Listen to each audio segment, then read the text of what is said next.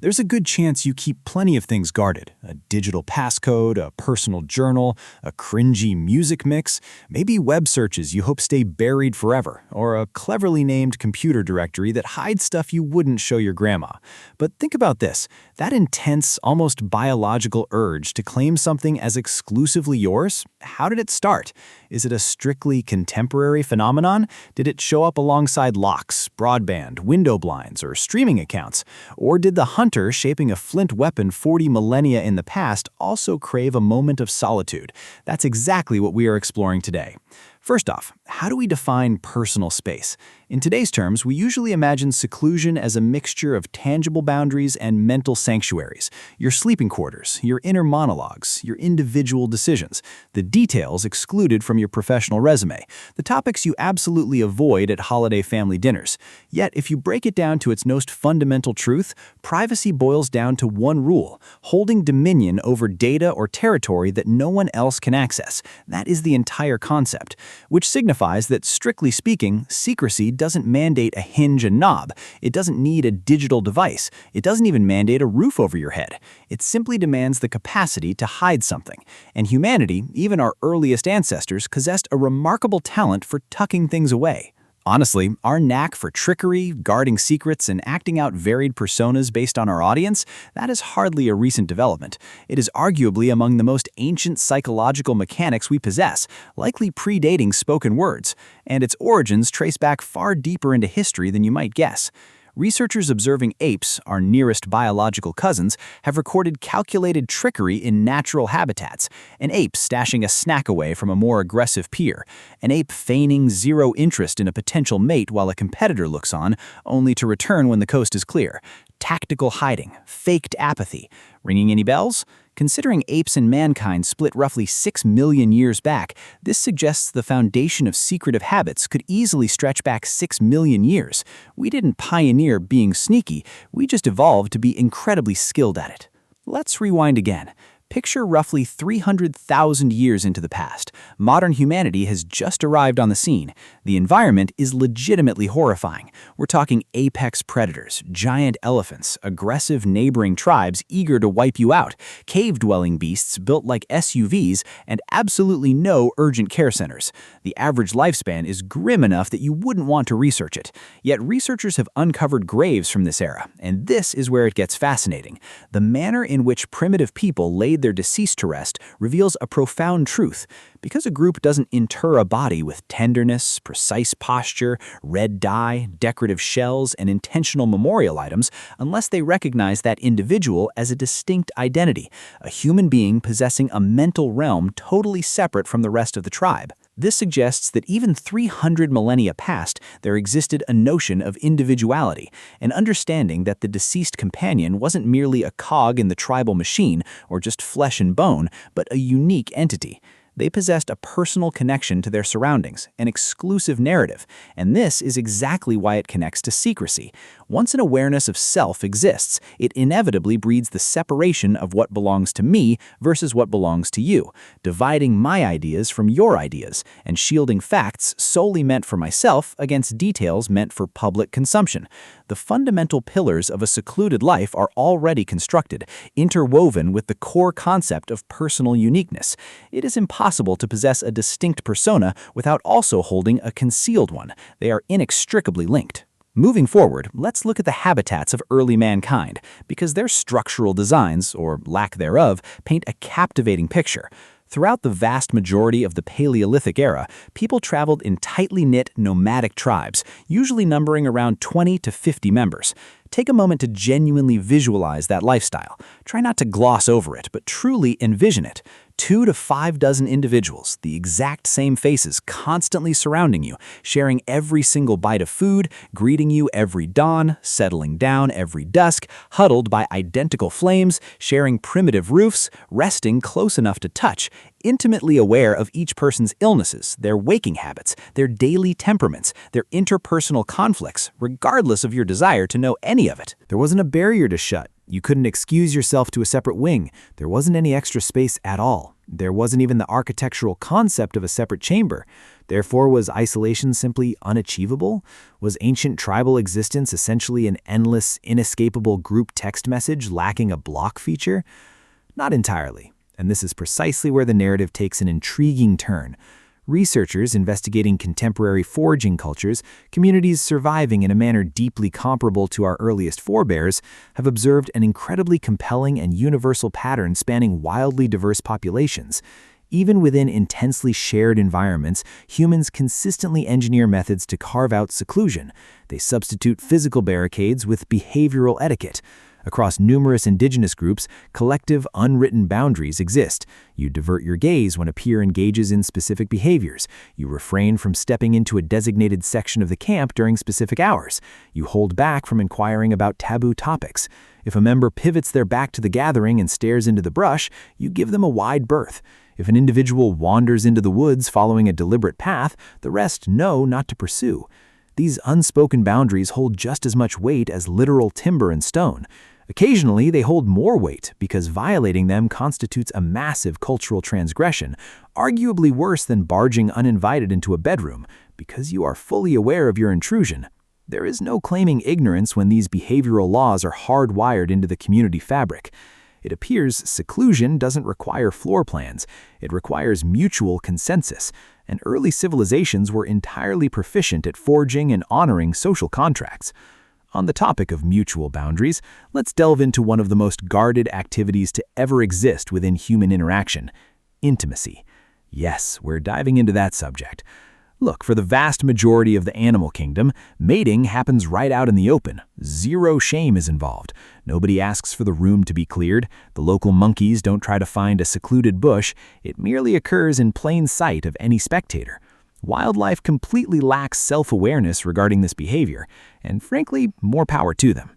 However, humanity, including our primitive ancestors, appears to have cultivated a wildly distinct dynamic concerning this biological act. Research gathered from foraging communities spanning the globe, from the jungles of South America to the African deserts to the islands of the Pacific, uniformly indicates that physical intimacy is regarded as an act meant to be shielded from the tribe's gaze. Even among bands devoid of enclosed sleeping quarters, even in tribes whose entire existence unfolds in a single open expanse, they figure it out. They retreat deep into the foliage. They hold off until the rest of the camp is dreaming. They utilize the pitch black of midnight. They orchestrate covert plans beforehand. They act with immense calculation. Why is that? Because human mating is profoundly interwoven with romantic attachment, possessiveness, social rank, coalition forging, and interpersonal dynamics in a manner that simply doesn't exist for the majority of wildlife. The instant physical intimacy turns into a tool of influence, and within human culture it virtually always does, and swiftly, it transforms into an act demanding concealment, orchestration, and oversight. Knowledge regarding who's intimately involved with whom equals leverage, and humans fiercely guard their leverage. So indeed, our cave-dwelling predecessors were absolutely slipping into the underbrush 40 millennia ago. They were engaging in exactly what you assumed they were doing, and they fiercely avoided being caught in the act, because the cultural backlash of getting spotted was severe and inescapable. Certain realities transcend time. Some traits are purely woven into human DNA. This is certainly one of those traits. Let's pivot past bodily privacy, though. Let's examine the internal psyche, because here is where the subject turns deeply intriguing and slightly abstract. Did early mortals experience guarded thoughts? Naturally, on a fundamental level, they did. Every person generates ideas nobody else can read. Your brain is the ultimate locked vault. Yet, I am referring to something far more nuanced. Did they possess a complex, introspective psychological landscape? Did they stare into the dark after the rest of the tribe dozed off, ruminating on concepts they'd never verbalize? Did they harbor judgments they refused to share, emotions they actively masked? Masked with a friendly grin? Buried beneath the culturally polite reaction? The transparent truth is we cannot say with 100% certainty. You cannot dig up an idea with a trowel. Awareness leaves no skeletal remains. Yet we possess hints, and highly compelling ones at that. Among the most striking pieces of evidence is artwork, namely Paleolithic cave illustrations. The renowned frescoes found at Lascaux within French borders, at Altamira in the Spanish region, and across Chauvet originate somewhere between 17 and 36 millennia in the past. Depictions of stallions, wild cattle, ancient oxen, palm prints, abstract shapes, and hybrid human forms. Breathtaking visuals crafted with immense precision and dedication. And this is what is truly astonishing regarding a vast number of these murals. They are located miles deep within the caverns, nowhere near the mouth, completely removed from the communal hearths where the tribe congregated. Deep underground, inside hollows that demanded open flames for light, demanded intense physical exertion, demanded calculated spelunking through cramped crevices and pitch-black conditions just to access. Why would anyone dedicate time to sketch something in a cavern virtually nobody else would ever witness? A prominent hypothesis, and it makes a lot of sense, implies these were never intended as community galleries. They weren't tribal bulletins or political messaging or decorative flair for the communal gathering space. They represented isolated, solitary behaviors, perhaps ceremonial, perhaps religious, maybe a form of silent devotion, or an ancient equivalent of keeping a diary but purposefully excluded from public viewing. If that is true, you were looking at individuals 30 millennia in the past, crafting art that served fundamentally their own personal desires, or facilitated some secret, sacred communion with powers they placed faith in, yet didn't feel compelled to discuss by the fire. That signifies an internal existence. That represents a deeply moving and incredibly advanced form of seclusion. We also need to address the topic of individual belongings. While this could seem like an insignificant footnote, stay with me because its implications are massive. Dig sites have proven time and time again and across various landmasses that primitive humans hoarded personal trinkets, items that offered zero practical utility. A unique pebble, molded or tinted in a distinct manner, transported thousands of miles away from its point of origin. A lump of pigment etched with precise, repeating designs that yielded absolutely zero survival benefit. Pierced seashells worn as decoration, bird plumage, strange prehistoric bones. These items weren't for taking down prey, they weren't for sustenance, they functioned as tokens of selfhood. Objects that silently declare, I possess my own unique identity. I perceive beauty and significance in this item. This piece belongs to me. And that embodies secrecy and ownership in one of its most fundamental iterations. The concept that you harbor an item claimed exclusively by yourself and not collective property, that your individual persona stretches past your flesh and bone into inanimate materials, that you possess, in a truly tangible manner, personal assets, artifacts that are tethered to you as a singular entity, which consequently dictates, and here is an amusing side effect that academics rarely emphasize, that primitive societies almost definitively dealt with stealing, because it is impossible to establish the concept of ownership without introducing the threat of someone swiping it. You cannot establish mine without the hazard of another person challenging that claim. And where stealing exists, you inevitably discover secret stashes, unspoken knowledge regarding where you bury your treasures, methods of camouflage. And protecting the geographical coordinates of your hidden loot represents yet another dimension of secretive existence, layered subtly within the original one. It is truly a bottomless psychological well. Moving on. Let's address a facet that is vastly underrepresented when examining prehistoric behavior: psychological masking, the curated persona. Traversing societies from antiquity to modern day, remote and globally linked, a startlingly uniform theme emerges. Individuals project feelings to the group that rarely align with what they actually harbor inside. We feign joy when we feel crushed. We project tranquility while internally spiraling.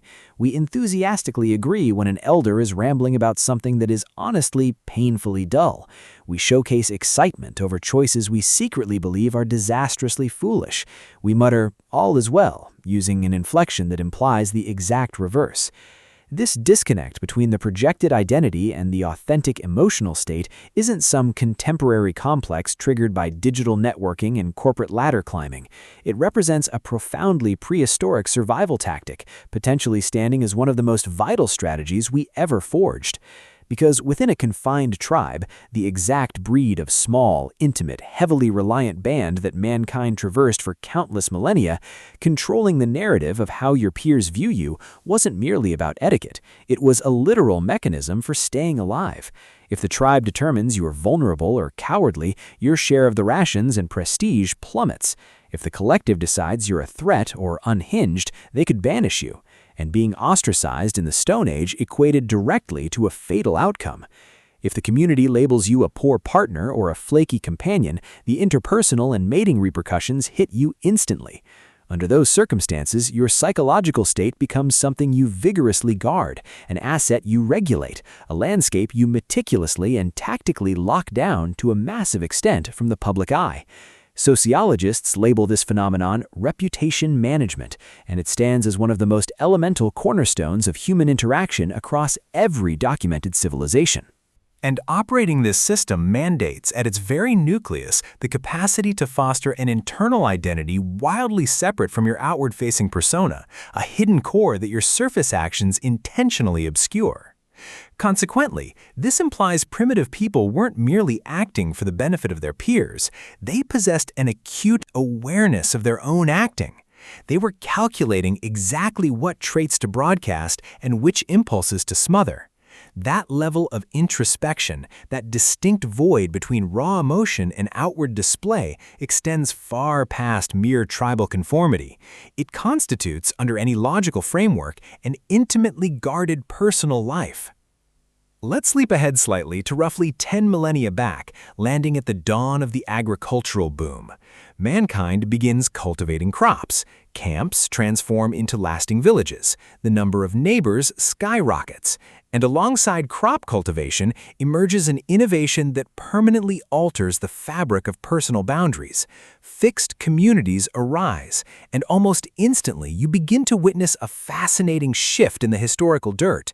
Partitioned chambers, divided zones inside a single housing structure, segments that appear purposefully categorized, resting areas walled off from food prep, culinary spaces walled off from pantries, pantries isolated from the quarters where visitors were welcomed.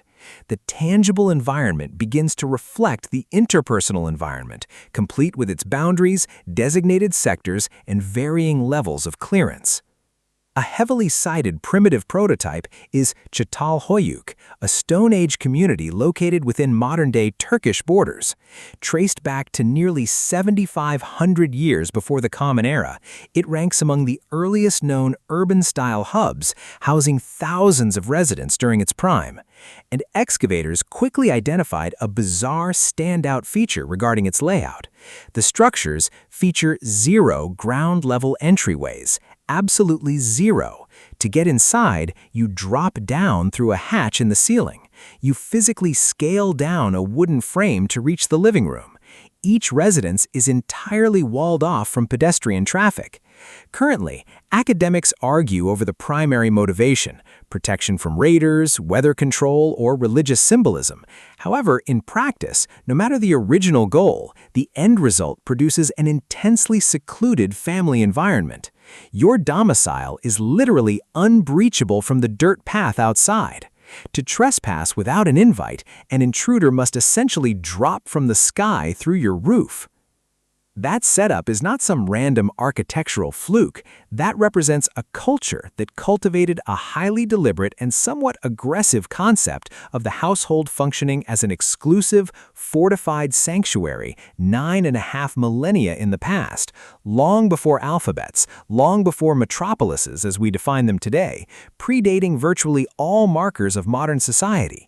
Even then, the notion that your shelter belonged to you alone and trespassing required an invitation was well established. Furthermore, there are the truly fascinating chapters of prehistoric secrecy, tangible, recorded cover-ups, plots, and vendettas, things folks intentionally swept under the rug. Because the moment you establish intricate community hierarchies, and this phenomenon shows up astonishingly fast in human history, you inherit every messy dynamic attached to it. Backdoor coalitions, data kept under lock and key for a competitive edge, ruses upheld meticulously over decades, and rumor mills churning out intel regarding sensitive affairs that targets were desperately trying to bury. The ancient Sumerian societies bequeathed us thousands of stone slabs containing humanity's earliest textual evidence, and a massive portion of those texts constitute private correspondence, confidential commercial memos, and highly personal dialogues between citizens. And these etched notes feature content that feels instantly and almost hilariously relatable. Gripes regarding flaky relatives, shady merchant transactions orchestrated secretly to sidestep competitors, romantic strife, financial woes, and squabbles over family fortunes that have obviously dragged on for decades, radiating a sheer volume of pent-up bitterness that practically oozes out of the dirt block. Simply put, classified mundane life etched into earth 5 millennia in the rearview. One of the earliest pieces of mail ever unearthed, a Sumerian slab dating back to around 1750 before the Common Era, is basically just a buyer aggressively venting to a vendor who pawned off low-quality bronze bars. It represents, by every standard definition, a furious buyer review, history's premier "let me speak to your manager" manifesto. And even within that microscopic piece of ancient admin work, a guarded dynamic exists between two distinct individuals, a squabble being sorted out far from the town square, a vendor's credibility being shielded and assaulted simultaneously. They functioned exactly like modern humans. The technology was altered, the cultural risks varied, chipping away at stone was undoubtedly more exhausting than sending an email, yet the foundational societal fabric, individuals curating narratives, guarding their assets, keeping facts masked from a specific crowd while leaking them to a favored few, was mechanically synonymous with our daily internet habits. The ancient Egyptian empire introduces an additional tier, a society legendary for its fixation on mortality, massive shrines, the great beyond, and ensuring their legacy was as colossal and widely broadcasted and enduring as humanly achievable, simultaneously fostered a booming network of fiercely guarded, secretive correspondence. Ostraca, essentially rock fragments or broken pottery utilized as budget-friendly throwaway notepads, have been uncovered by the thousands. And a massive chunk of these fragments are intimate, remarkably intimate. Passionate confessions, grievances, and scratch pads exchanged among the laborers stationed at Deir el-Medina, the settlement dedicated to housing the artisans constructing the colossal pharaoh tombs. These scrawled messages expose a complete hidden interpersonal ecosystem humming silently below the grand, state-sanctioned narrative. Wage arguments, allegations of stolen property, romantic scandals, and sensitive health issues that individuals blatantly preferred to keep away from the town gossip mill. Heated debates regarding who loaned out what tool and failed to bring it back, pleas for assistance phrased with extreme caution because the author understood that tone could make or break the deal. These pieces of stone were not state decrees. They were not slated for the royal library. They functioned as the concealed paper trail of everyday, secretive existences.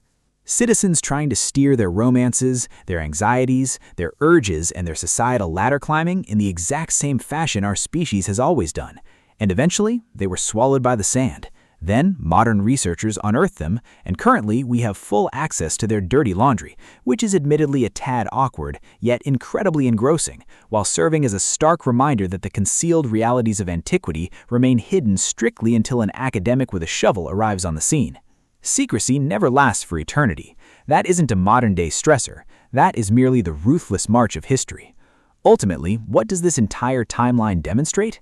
It confirms that the craving for isolation is not a byproduct of the modern era. It didn't manifest alongside digital tablets, it didn't spawn from digital platforms or the content creator era, nor the uniquely current dread of being permanently monitored by cameras. It is an instinct that blossomed alongside human sentience, coinciding with the exact second that mankind gained enough introspection to grasp they possessed a psychological landscape utterly divorced from the mask they wore for the tribe, a persona that belonged exclusively to them, an existence all their own. The exact second that realization crystallized, and fossil records imply it occurred incredibly early in our timeline, potentially hundreds of millennia in the past, perhaps hand in hand with the initial sparks of advanced societal reasoning, the need for secrecy was birthed. not acting as a courtroom statute or theoretical philosophy, but rather as a tangible, breathing reality, as a dynamic that every single mortal throughout every epoch has wrestled with through whatever methods their environment permitted. Every Paleolithic artist who trekked deep underground to craft beauty in the pitch black, far from prying eyes. Every Stone Age gatherer who stashed a beloved trinket in a crevice where their peers wouldn't stumble upon it. Every early farmer who fortified their walls against the pathway and forced guests to drop in via the roof hatch. Every Sumerian trader airing out a confidential feud via a piece of baked earth. Every laborer in ancient Egypt sliding a secret memo detailing an event they desperately wanted kept off the public radar. Every early hominid who vanished silently into the brush to rendezvous with a lover, or to ponder a heavy thought, or purely to experience a second of true isolation inside a landscape that provided incredibly few opportunities for solitude. Every single one of them maintained a secret existence. Every one of them harbored facts they refused to broadcast. Every single one experienced the friction between assimilating into the pack and operating as a unique, autonomous soul, boasting a concealed psyche that the rest of the tribe could never completely penetrate. That psychological tug-of-war, that divide between the persona you project outwardly and the spirit that breathes solely for you when the lights go out and the noise fades, is far from a contemporary dilemma. It ranks among the oldest existential realities mankind has ever faced. It could very well be, from a certain perspective, the very catalyst that defines our humanity. And that circles the conversation directly back to you, sitting here today, guarding your login credentials, your curated music vibes, your conspicuously titled computer directory, and the search engine logs you have vehemently sworn to take to the grave.